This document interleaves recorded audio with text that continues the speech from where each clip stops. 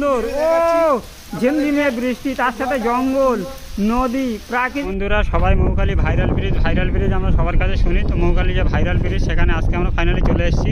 তো মৌখালি ব্রিজের সমস্ত কিছু আমাদের দেখা হয়ে গেছে চারিদিকে। তো আজকে সব থেকে ইন্টারেস্টেড ভিডিওর মধ্যে যেটা থাকবে সেটা হলো মৌখালি ব্রিজের নিচেই যে জঙ্গলটা, যেটার জন্য প্রকৃতিটা এত সুন্দর লাগে। তো সেই মৌখালি ভাইরাল ব্রিজের অনেকটা উপর থেকে আমাদের নিচে নামতে হবে। এটা নামাটা অনেকটা রিস্ক যদিও, তারপরেও আমরা নিচে নামছি, কারণ এই ভিডিওটা আপনাদেরকে দেখানোর জন্য কতটা ভয়ঙ্কর। হয়তো একটু স্লিপ করলেই আপনারা দেখতে পাচ্ছেন এখান থেকে কতটা উঁচু।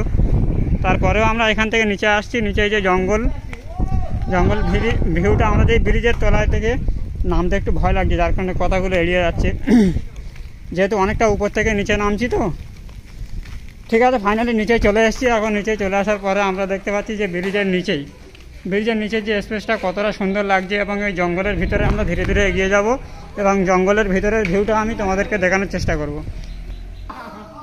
এখানে দেখতে পাচ্ছ এই যে মৌখালি ব্রিজের তলায়, মৌখালি ব্রিজের নিচেই যে জায়গাটা আছে, এই জায়গাটা কতটা ভয়ঙ্কর। এখান থেকে হয়তো আসাটা ঠিক হয় নাই, তারপরেও আসলাম শুধুমাত্র আপনাদেরকে দেখানোর জন্য।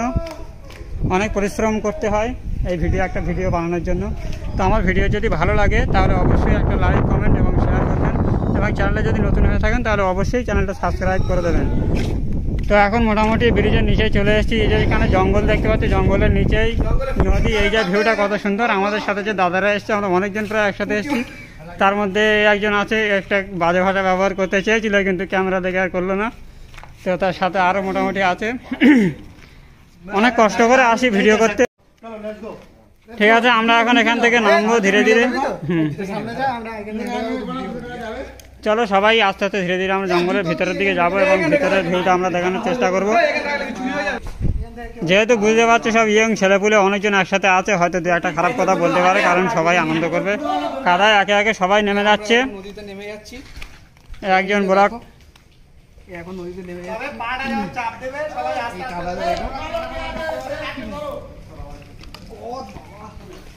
এখন মোটামুটি সবাই তো হাফ প্যান্ট পরে আছে, সবাই নামার মতো প্রায় রেডি, কারণ সবাই হাফ প্যান্ট গেঞ্জি পরে আছে। কিন্তু আমি কি করে নিচে যাব সেটাই ভাবছি, কারণ যেহেতু আমি তো পুরো ডাইরেক্ট প্যান্ট শার্ট পরে আছি, তখন নিচে যাওয়াটা অনেক কষ্টকর। তাও জঙ্গলের ভিতরের ভিউটা আমি সবাইকে দেখানোর জন্য প্যান্টটা হালকা গুড়িয়ে নিয়ে কাদায় নেমে যাব।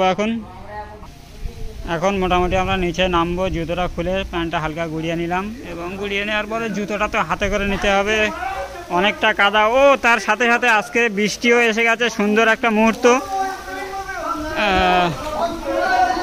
ও আমাদের একজন ধীরে ধীরে নেমে গেছে, আস্তে আস্তে সবাই নিচে নামছে, আজকে নদীতে নামবে।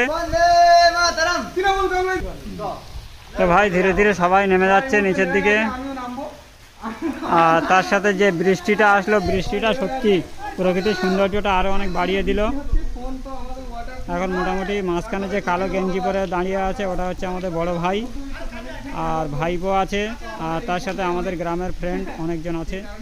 আমরা সবাই মিলে আজকে এসছি এখানে, দেখবো মৌখালি ব্রিজে আসলে কি আছে। মানুষ এতজন আসছে, মৌখালি ব্রিজটা এত ভাইরাল হচ্ছে, এর মূল কারণ কি, তার জন্য আমরা আজকে এসছি মৌখালি ব্রিজ। সমস্ত কিছু দেখলাম, এবং সমস্ত কিছু দেখার পরে আমাদের বড় বড় ভাইরা, বন্ধুবান্ধব যারা এসছে, তারা মোটামুটি সবাই আলোচনা করছে যে আমরা আজকে মৌখালি ব্রিজের নিচেই যাব। নিচেই গিয়ে মৌখালি ব্রিজের নিচেই যে সুন্দর একটা জঙ্গল, উপর থেকে দেখা যায় প্রকৃতির ভিউটা যে এত সুন্দর লাগে, এত সুন্দর লাগার মেন কারণটা কি, সেই মেন কারণটা দেখার জন্য আজকের এই যে কালো গেঞ্জি পরে যাচ্ছে, এটা আমার বড় ভাই, সাথে আরও অনেকজন বন্ধুবান্ধব আছে। আমার ভাইপো তো সে নেমেই গেছে অলরেডি, মোটামুটি গ্রামের মাঝখানে নেমে গেছে। আমি প্যান্ট শার্ট পরে এসেছি, পায়ে অনেকটা কেটে গেছে, যার কারণে আমি নিচে নামতে পারছি না এবং আমি দেখাতে পারছি না। কিন্তু তারা ধীরে ধীরে অলরেডি নেমে গেছে। প্রচণ্ড বৃষ্টি পড়ছে, বৃষ্টির সাথে যে মৌখালি ব্রিজের নিচে এই সমুদ্রের যে সুন্দর একটা ভিউ, কত সুন্দর লাগছে, দেখুন কত সুন্দর লাগছে। তারা চলে গেছে, অনেকটা মাঝখানে চলে গেছে।